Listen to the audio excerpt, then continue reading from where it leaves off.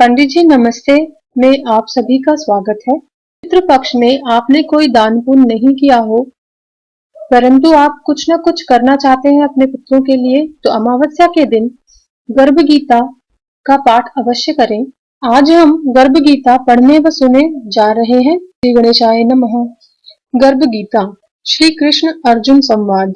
भगवान श्री कृष्ण का कथन है कि जो प्राणी इस गर्भ गीता को पढ़ता है तथा विचार करता है, वह मनुष्य फिर गर्भ में नहीं आता।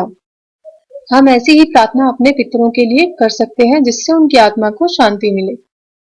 अर्जुन ने पूछा, हे कृष्ण जी, यह जीव जो गर्भ में आता है वह किस दोष के कारण आता है? हे भगवान, जब यह जन्म लेता है तब इसको जरा आदि रोग लगते हैं, फिर मृत्यु होती है। हे भगवान, वह कौन से कर्म है जिसके करने से प्राणी जन्म मरण से रहित हो सके? श्री भगवान ने कहा, हे अर्जुन, यह जो मनुष्य है सो अंधा व मूर्ख है, जो संसार के साथ प्रीति करता है। यह पदार्थ मैंने पाया है और पाऊंगा, ऐसी चिंता प्राणी के मन से उतरती नहीं। आठों पहर माया को ही मांगता है। इस कारण यह बारंबार जन्मता है एवं मरता है और गर्भ विषय दुख को पाता है। अर्जुन, हे कृष्ण भगवान, मन मस्त हाथी की भांति है। तृष्णा इसकी शक्ति है। यह मन पांच के वश में है, काम, क्रोध, लोभ, मोह और अहंकार। इन पांचों में अहंकार बहुत बली है, सो किस यत्न से मन वश में होगा? श्री भगवान बोले, हे अर्जुन, यह मन निश्चय ही हाथी की भांति है। तृष्णा इसकी शक्ति है। मन पांच के वश में है, अहंकार इसमें बली है। इसीलिए हे अर्जुन, जैसे हाथी अंकुश के वश में होता है, वैसे ही मन रूपी हाथी को वश में करने के लिए ज्ञान रूपी अंकुश है। अहंकार करने से जीव नरक में पड़ता है। अर्जुन बोले, हे कृष्ण भगवान, एक तुम्हारे नाम के लिए वन खंडों में फिरते हैं, एक वैरागी हुए, एक धर्म करते हैं। इनमें से वैष्णव कौन हुए? श्री भगवान बोले, अर्जुन, एक मेरे नाम के लिए वन में फिरते हैं, वे सन्यासी कहलाते हैं। एक सिर पर जटा बांधते हैं और भस्म लगाते हैं, इनमें मैं नहीं हूं।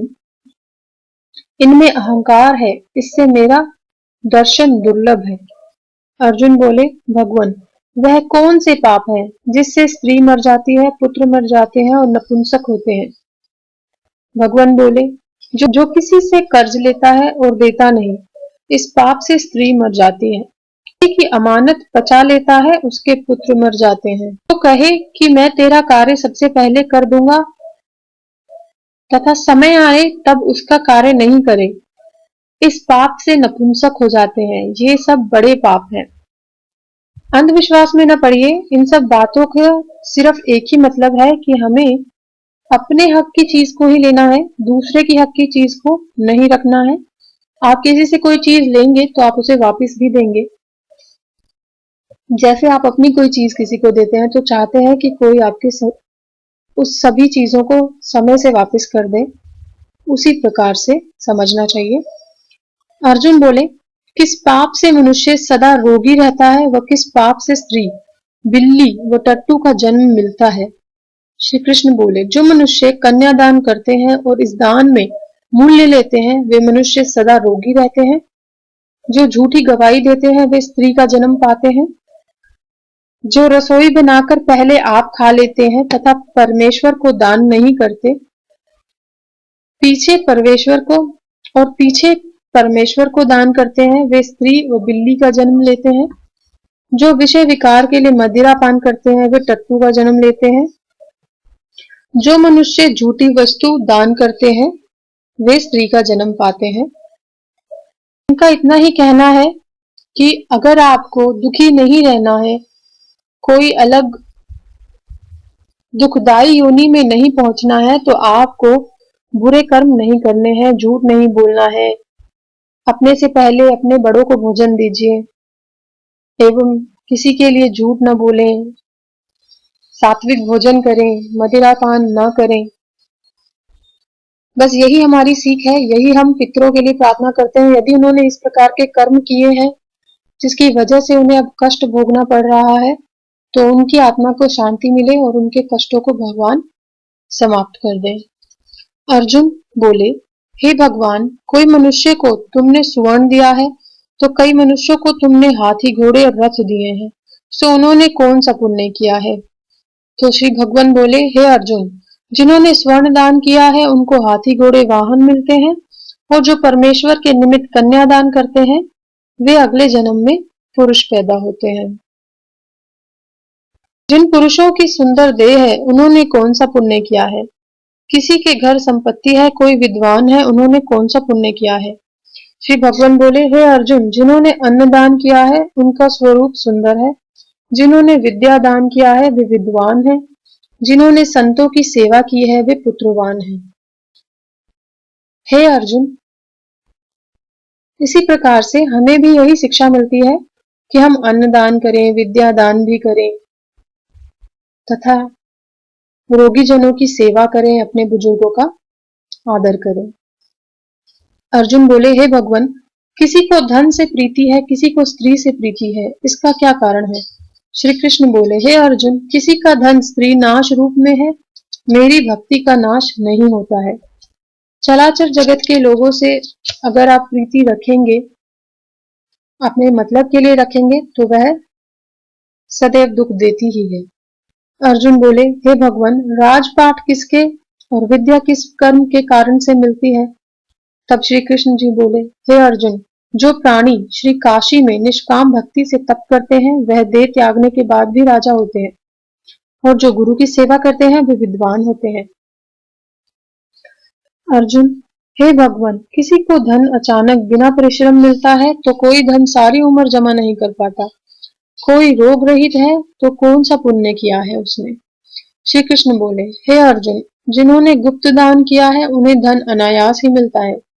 जिन्होंने परमेश्वर का कार्य तथा पराया कार्य संवारा है वे रोग रहित रहते हैं। तो कभी कभी हमें बिना मतलब के भी किसी की मदद कर देनी चाहिए। अर्जुन बोले, हे भगवान, कौन से पाप से अमली होते हैं तो कौन से पाप से गूंगे व कुष्ठी होते हैं? श्री कृष्ण बोले, हे अर्जुन, जो अपने गुरु की स्त्री से भोग करते हैं सो अमली होते हैं। जो गुरु से विद्या पढ़कर मुकर जाते हैं वे गूंगे होते हैं। जिन्होंने कुकर्म किए हैं वे कुष्ठी होते हैं। इसीलिए स्त्री का सम्मान कीजिए, किसी के साथ दुर्व्यवहार न कीजिए। अर्जुन, हे श्री कृष्ण, किसी की देह में रक्त विकार होता है, कोई दरिद्री होता है, किसी को खंड वायु होती है, कोई अंधे और पंगुल होते हैं, उन्होंने कौन सा पाप किए हैं? कई स्त्रियां बाल विधवा होती हैं, उन्होंने कौन सा पाप किया है? श्री कृष्ण बोले, हे अर्जुन, जो सदा क्रोधवान रहते हैं उनका रक्त विकार होता है, जैसे बीपी का प्रॉब्लम होता है। जो सुशील है वे दरिद्री होते हैं। जो कुकर्मी ब्राह्मण को दान करते हैं उनको खंड वायु होती है। जो मनुष्य स्त्री को निवस्त्र देखता है तथा गुरु की स्त्री पर कुदृष्टि रखता है, जो गो और ब्राह्मण को लात मारता है वह अंधा एवं लंगड़ा होता है। जो स्त्री अपने पति को छोड़कर पराये पुरुषों का संग करती है वह बाल विधवा होती है। अर्जुन, हे श्री कृष्ण, आप पर ब्रह्म हो, तुमको मेरा नमस्कार है।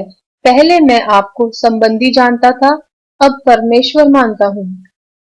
कृपा कर कहिए कि गुरु दीक्षा कैसी होती है? श्री कृष्ण बोले, हे अर्जुन, तुम और तुम्हारी माता दोनों ही धन्य है। जे तुम पुत्र हुए जिसने गुरु दीक्षा पूछी है। हे अर्जुन, सारे संसार के गुरु जगन्नाथ है। विद्या का गुरु काशी, चारों वर्णों का गुरु ब्राह्मण, ब्राह्मण का गुरु सन्यासी, सन्यासी उसको कहते हैं जिसने सब कुछ त्याग कर मुझ में मन लगाया है, इसीलिए ब्राह्मण जगत का गुरु है। हे अर्जुन, गुरु कैसा हो? जिसने सब इंद्रियां जीत ली हो, जिसको सारा संसार ईश्वर रूप नजर आता हो, सब जगह से उदास हो, ऐसा गुरु करे जो परमेश्वर को जानने वाला हो, उस गुरु की सब तरह से पूजा करें। हे अर्जुन, जो गुरु का भक्त है वह मेरा भक्त है। जो प्राणी गुरु सम्मुख होकर मेरा भजन करता है उसका भजन सफल है। जो प्राणी गुरु के विमुख है उसे पाप लगता है।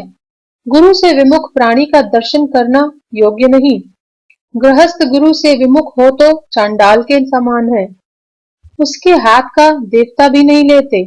उसके कर्म निष्फल हैं। कुत्ता, सुअर, गधे आदि की योनियों से भी वह मनुष्य खोटा है जो गुरु नहीं रखता। गुरु बिना गति नहीं होती, वह अवश्य नरक को जाएगा। गुरु दीक्षा बिना प्राणी पशु योनि पाता है। जिस प्रकार चारों वर्णों को मेरी भक्ति करना योग्य है, उसी प्रकार गुरु की सेवा करने योग्य है। जैसे सभी नदियों में श्रेष्ठ है गंगा, सब व्रतों में एकादशी का व्रत श्रेष्ठ है, वैसे ही गुरु की सेवा करना श्रेष्ठ है। अन्यथा प्राणी 84 योनियों में ही घूमता रहता है। अर्जुन: हे कृष्ण जी, गुरु दीक्षा क्या वस्तु है? श्री कृष्ण: हे अर्जुन, गुरु दीक्षा दोनों अक्षर हैं। हरि नाम इन दोनों अक्षरों को गुरु कहता है। यह चारों वर्णों को जपना श्रेष्ठ है। जो गुरु की सेवा करता है वह मेरी सेवा करता है, मैं उस पर प्रसन्न रहता हूँ। वह 84 लाख योनियों से छूट जाएगा, जन्म मरण से रहित नरक नहीं भोगता। जो गुरु की सेवा नहीं करता वह करोड़ों वर्ष तक नरक भोगता है, और जो गुरु की सेवा करता है वह पुण्य का भागी होता है। हे अर्जुन, जो प्राणी हमारे तुम्हारे संवाद को पढ़ेगा और सुनेगा तथा औरों को सुनाएगा, वह गर्भ के दुख से बच जाएगा। इसी कारण इसका नाम गर्भ गीता है। भगवान हम सबको और हमारे पितरों को गर्भ के चक्कर से बचाएं, इसी कामना के साथ हमने यह गर्भ गीता का पठन एवं श्रवण किया है। आपका दिन मंगलमय हो। पंडित जी नमस्ते का उद्देश्य किसी भी प्रकार के अंधविश्वास को फैलाना नहीं है। हम केवल प्रकाशित पुस्तकों से आपको व्रत एवं त्योहारों की कहानी, कथा आदि बताते हैं। ये उन लोगों के लिए है जिनके पास कोई पुस्तक नहीं है, परंतु वो व्रत रखते हैं अथवा कथा श्रवण करना चाहते हैं, तो वे सुन सकते हैं, पढ़ सकते हैं। यह चैनल कोई एंटरटेनमेंट का चैनल नहीं है जिसमें आस्था या भक्ति है, केवल उन्हीं लोगों के लिए उपयोगी है। आपका और हमारा उद्देश्य यदि एक है तो आप हमसे अवश्य जुड़े, सब्सक्राइब कीजिए। आपको यदि लाभ मिले तो अवश्य जय माता दी लिखिए। यदि आपको कोई सवाल पूछना है तो आप कमेंट के थ्रू पूछ सकते हैं। नमस्कार।